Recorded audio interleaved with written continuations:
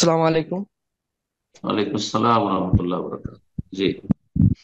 শাহেদ, একটু মানে বিয়ের বিষয়ে প্রশ্ন করতে চাচ্ছিলাম। আমি 2021 সাল থেকে বিয়ের জন্য চেষ্টা করতেছি আর কি। তো হুম। হচ্ছে যে আমার আব্বা মা চাচ্ছে যে ওনারা যেরকম মেয়ে পছন্দ করে ওরকম বিয়ে করতে, আর আমি চাচ্ছি যে আমার মতন বিয়ে, আমার পছন্দের বিয়ে করতে। এখন হুম। সম্প্রতি একটা সমস্যা হচ্ছে, যে হচ্ছে আব্বা মা অনুমতি নিয়ে একটা মেয়েকে দেখতে গেলাম।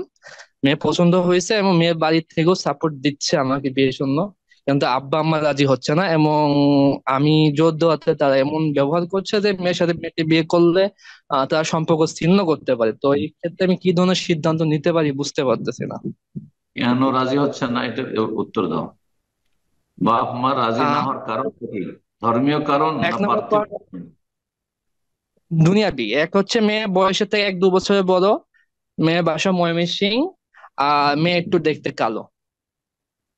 মেয়ে একটু কালো আর মেয়ের বয়স তোমার চাইতে বেশি? 1-2 বছর হবে।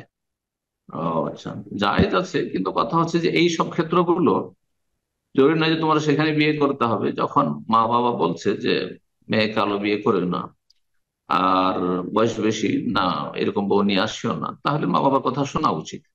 কিন্তু যদি বলে যে না, তাদের কাছ থেকে যৌতুক পাওয়া যাবে না, তারা কিছু দেবে না, অথবা তারা গরিব, হ্যাঁ, অথচ মেয়ে দিনদার, হ্যাঁ, মেয়ের মধ্যে ত্রুটি, এ দিনদারি তো কোনো ত্রুটি নাই, তাহলে তখন বাপ মায়ের কথা শুনতে হবে না। বাপ মায়ের কথা শুনতে হবে। বোঝা গেছে? নিছক দুনিয়াদার বাপ মা যদি হয় অযোগ্য, অযোগ্য বাপ মা, তাহলে তাদের কথা শুনতে হবে না। কিন্তু বাপ মা যদি নামাজি হয়, জানি না তোমার বাপ মা নামাজি কিনা, নামাজি, আল্লাহ ভীরু, নামাজি মেয়েকে পছন্দ করে, পর্দানাসীন মেয়েকে পছন্দ করে, বাপ মা মা যদি বেহায়া হয়, তাহলে বেহায়া বউ চাইবে, ও পর্দানাসীন মেয়ে চাইবে না। ও ধার্মিক মেয়ে বাড়িতে আসলে ওর জন্য ঝামেলা, যে বউ পর্দা করছে আর শাশুড়ি পর্দা করে না। এমন হলে তখন ওই মায়ের কথা শুনতে হবে, ওই বাবার কথা শুনতে হবে। কথা বোঝা গেছে? কিন্তু যখন বলছে যে না, মেয়ে একটু সামলা বা কালো, আর মেয়ের বয়স তোমার চাইতে বেশি হয়ে যাচ্ছে, তুমি করিও না, এই বিষয়গুলিতে বাপ মায়ের কথা শোনা উচিত, আমি যেটা বুঝি। আল্লাহ তাআলা।